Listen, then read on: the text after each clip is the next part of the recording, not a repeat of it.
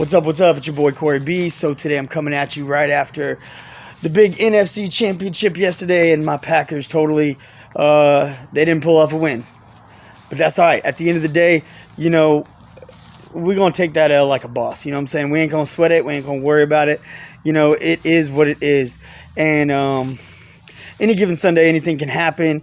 And every player out there is paid millions of dollars to get out there and perform. And there's a million things I could sit here and look at the game and I could say this player did that or that player did this, or what about that call or this call. Man, I'm not that kind of guy. I'm just not going to sweat it. I'm not going to sweat it at all. Ultimately, overall, our team played solid, picked off Brady 3 times. I mean, everybody been bagging on our defense all year. It's just I'm not even sweating it. I'm just gonna roll with it.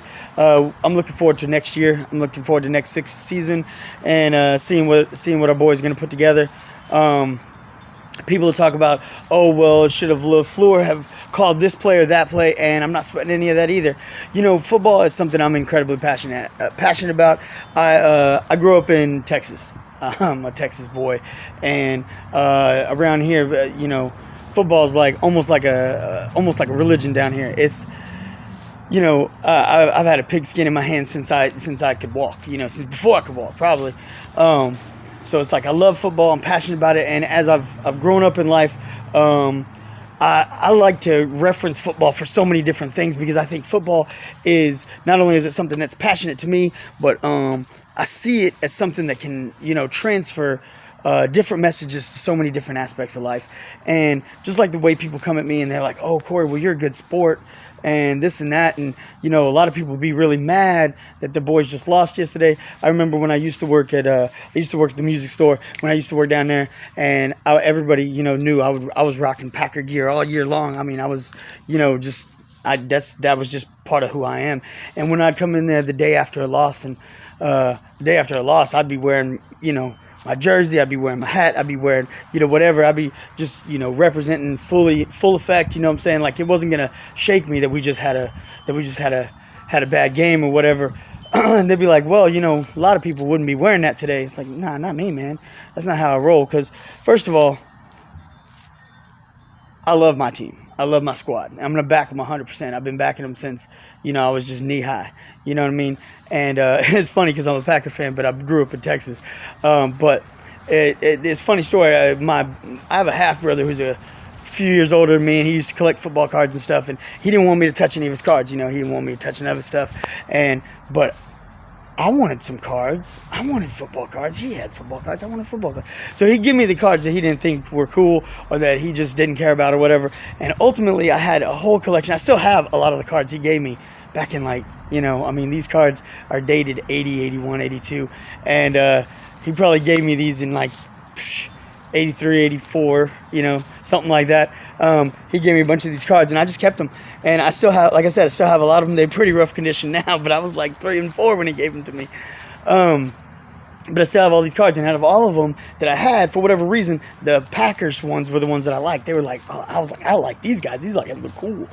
I don't know why. But as I've grown up and I've grown to love and appreciate and understand the history behind my squad, it's like we've got one of the greatest dynasties in sports history. Like there's just it doesn't matter what sport you look at. You can look at the Lakers, the Boston Celtics. You can it's like there ain't many that come close to the Green Bay Packers and the legacy and the legend that they have and that they've built among their squad and the tradition that they have. They're a team unlike any other, and so I'm very proud of that. But not only that, not only do I love my squad and do I love my team and do I really just I'm just a diehard passionate fan, but not only that, but just the mentality of the person I am. When we look at things like people have looked at me before, and I've tried to coach people on trying to get their life in a better position and trying to help people position themselves to start their own business or launch their own platform and things like that. And then they're like, well, I tell them about the things that I've gone through, the business partners that I've worked with that have crumbled, that have failed, that just fallen apart, or just flaked out on me and left me carrying everything by myself. And they're like, what makes you keep doing that? And it's like, I'm not going to sweat the losses. I'm not going to sweat the losses with, football. I'm not going to sweat the losses in business. I'm not going to sweat the losses in life, because at the end of the day, I'm still Corey B. I still love me. I still love what I do. I still love who I am. And I still, I serve an amazing God who has blessed me beyond belief. And, sweating the L's is not worth it, because I got too many wins to worry about the L's. That's how I see it. And that's just how I'm going to roll. It's hard for some people to understand, but it's just the way I view life in general. It's just my view on life. And it's a thing that, like I said, I feel like football can really transition. It's like you can relate football to business. You can relate football to life. You can relate life to business. This is why I'm so passionate about business, because business is a living thing. It's like what works one day doesn't work the next. You've got to pay attention to what's going on. You've got to be able to be willing to grow and adapt and learn from your environment, learn from the things around you, learn from what's going on, and be willing to pay attention. So it's like when I talk to people about, position themselves better in life so they can really get their business going, it's like it's not something I haven't lived myself. I've definitely had my share of losses, and I've started so many businesses that have completely failed and crumbled, and and then I look at things like I got a few things that are in the works right now. I was like, I've got my successful business working right now. I've been still reselling, I'm still coaching, and I'm still investing in different areas. But I've got a couple new things that I'm about to launch here in the next couple of months, and super excited about it. An amazing business partner that.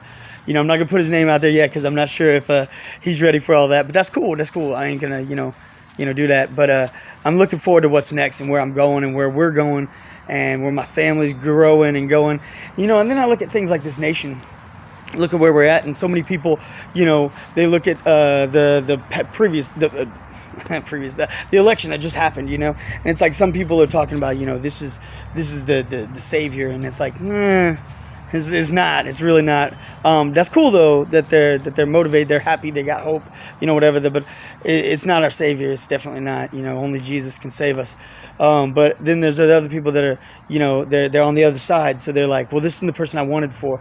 I live in Austin, and in Austin there's a lot of people who are real adamant that they want to vote independent and things like that. And unfortunately, independence we're not in a position for our nation to have an independent party who's going to win right now. Maybe one day, I don't know, but not today, and that's okay. Some people still wanted Trump to stay in, and I'm going to tell you, I'm not trying to get political on this. I'm just saying that in life, as in football, as in business, it's like you're going to have losses, man, and you can't sweat them. You got to roll with it, So first of all, I'm going to say that any given election, first of all, you need to get up and get involved. If you really want your candidate to win, do more than vote for them. You know what I'm saying? Educate your neighbor, educate your friend, your cousin, your brother. Let them know why you believe the things you believe, so they can be well informed. Who knows? Maybe they could inform you of something you didn't know about, and maybe they change your mind. Maybe they won't, but that's just where it needs to start. It needs to start on a basic level of just conversation, just talking to people. Then if we can get past just talking to people and say, okay, well, you really want to get involved, like you can get down there, get to the Capitol, you can lobby, you can actually get involved with our representatives, senators, things like that, and you can get involved and actually make a difference.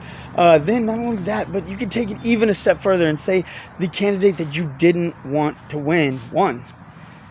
It's not too late to influence and impact that potential candidate, whether they're a local candidate like your city officials, state officials, or they are the president. Either way, you can still get involved. You can still influence them. This wouldn't be the first time that a person, campaigned and petitioned and said, hey, this is my platform. This is where I stand. And then when they got into office, a year or two into their office, all of a sudden, they started to learn a little bit of things, and they might have changed their tune a little bit. So you could be the one who changes their tune, So, and again, at the end of the day, we've got 4 years. When it's talking about a president, we got 4 years. And so hopefully in that 4 years, hopefully they do some good. Hopefully they don't do too much bad. Whatever they do, we've got a nation that's designed based on the principle that nobody's going to get it all right, and anything done can be undone. Now, some things that are done take longer to undo, and the ramifications from said process can cause, lasting damage. And, ultimately, you don't want a candidate who's going to do something like that. But, it wouldn't be the first time that a candidate, representative, official, president, whoever, made a mistake, did something wrong, and caused damage to the country. But there's been many presidents, officials, Congress, people who came into power afterwards who did work diligently to clean up people's messes. So, and we have a system designed that we can do that. So, like I said, my whole point in all this is that I'm not gonna keep counting the L's, man, because I got too many W's. I do. I serve an awesome God, and I back an awesome squad. And at the end of the day, win, lose, or draw, whether the Packers pull it out or not, Corey B, I'm going to keep on winning. I'm going to keep on winning. So I hope you're getting out there and you're winning. And I hope you're counting your wins. Because that's what it comes down to. Sometimes we get bogged down so much, we focus on that loss, and we're not counting the wins that we got. So don't go so dragged down by what you've lost that you miss what you're winning. You're blessed. You're blessed. If you watching this video right now, you're blessed. Because that means you're breathing. And you've got internet or you've got a smartphone. You're blessed. There's people who don't have a smartphone. There's people who don't have internet. There's people who didn't make it through 2020. So in honor of the people who didn't make it, who we felt we lost too soon, how about the fact that you woke up breathing today? You count that as a win. Alright, I got nothing but love and respect for all y'all. I hope y'all have a wonderful day. I hope you embrace your blessings and your winning, and get out there and win some more. Until tomorrow, until next time, till whenever, I'm your boy Corey B. Make sure and give your boy a like. Hit that subscribe button if you haven't already. And ding that bell so you get your notifications. Check me out on beingcoreybayless.com. And go Pack Go, baby. Later.